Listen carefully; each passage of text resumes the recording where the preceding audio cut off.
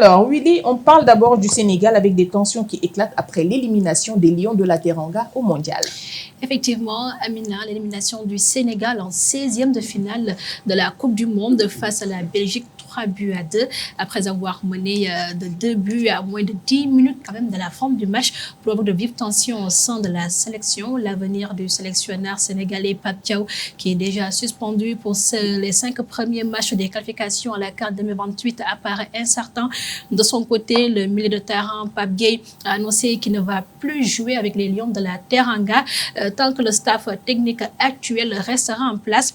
Le sélectionneur sénégalais est vivement critiqué par une partie de la presse de la population sénégalaise pour ses choix tactiques, tandis que plusieurs cadres dont Kalidou Koulibaly, Idrissa Gana Gueye et Sadio Mané pourraient également s'interroger sur la suite de leur carrière internationale.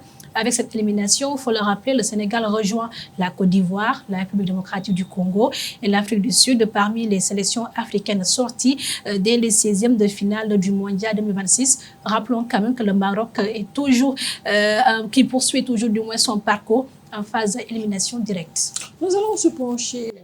Oui, qu'est-ce que le Maroc vient faire dans l'élimination du Sénégal? Les pays africains sont en train de perdre, les équipes africaines sont en train de perdre en 16e de finale. Là, quand même, ça fait plaisir de voir plus ou moins d'autres qui sont en train de s'en sortir et se qualifier à ces prochaines matchs. Tu es habillée comme une Marocaine aujourd'hui. Je ne vais pas répondre à cette provocation-là, Diane. On va se pencher un peu sur cette actualité. C'est d'ailleurs l'occasion de saluer Grand Ibou et Ibé qui sont sur le plateau. Peut-être un petit commentaire là-dessus. Ça fait très mal quand même. C'est la notion d'émotion. Le football est à la base des émotions. Il s'avère qu'il faudrait un tacticien, mais aussi un logisticien. Il s'avère que notre coach a beaucoup de lacunes qui est due à son parcours déjà. Il a fait Niaritali. Niaritali est parti en seconde division. Il a fait l'équipe nationale, le CHAN, qu'il a eu à gagner, et également la CAN. Ça, ce sont des principes positifs. Après, il faut les fructifier en densifiant ces séminaires, ces séjours.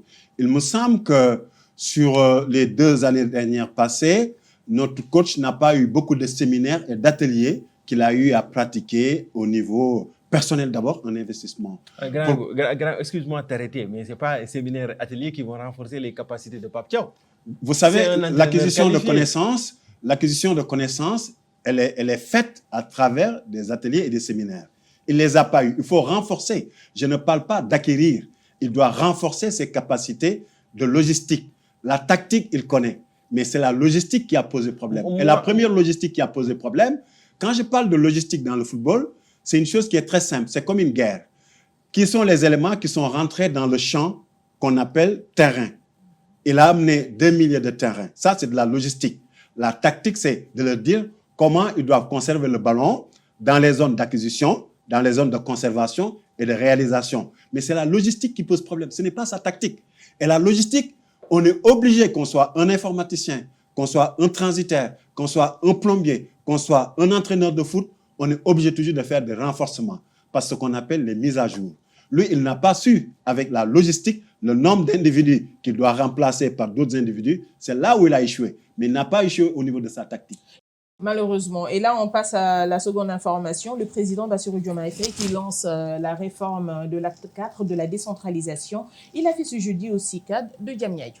Effectivement, le chef de l'État a assuré que les futurs pôles territoires ne vont plus constituer, en tout cas ne seront plus en nouvel échelon administratif, mais serviront à renforcer la coordination entre les collectivités locales et à porter des projets de développement structurants. Alors la réforme repose sur 4 axes majeurs. C'est rapprocher la décision du citoyen, valoriser les initiatives locales, mais également renforcer les capacités des collectivités territoriales et promouvoir l'intercommunalité entre la bonne gouvernance. Le gouvernement prévoit de structurer le pays en 8 pôles territoires spécialisés afin de réduire les inégalités entre Dakar et les autres régions.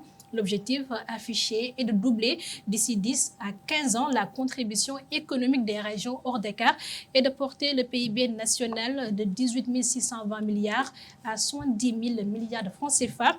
Le président Bassirou Diomaye Diakhar Faye a annoncé que la mise en œuvre de cette réforme va débuter juste après l'adoption des textes législatifs, Aminata. En tout cas, on s'attend à ce que toutes les localités du pays soient servies. Et on passe à la RDC avec l'OMS qui lance un essai clinique contre le virus Ebola. Effectivement, c'est le virus Ebola Bundi Biongi qui est responsable de l'épidémie en cours en République démocratique du Congo. Le premier patient a déjà été inclus dans cette étude coordonnée par des chercheurs congolais, belges et britanniques. Depuis le début de l'épidémie, en mai, la RDC a enregistré 1406 cas confirmés, 300 cas suspects et 438 décès. Selon les dernières données de l'Organisation mondiale de la santé qui a partagé ces informations-là, aucun vaccin ni traitement homologué n'existe actuellement contre cette souche du virus. Mais l'OMS espère que cet essai va permettre d'identifier des traitements efficaces pour réduire la mortalité qui est liée à cette maladie hautement contagieuse. C'était tout. Et c'était tout, Aminata. Merci, Willy. Un plaisir.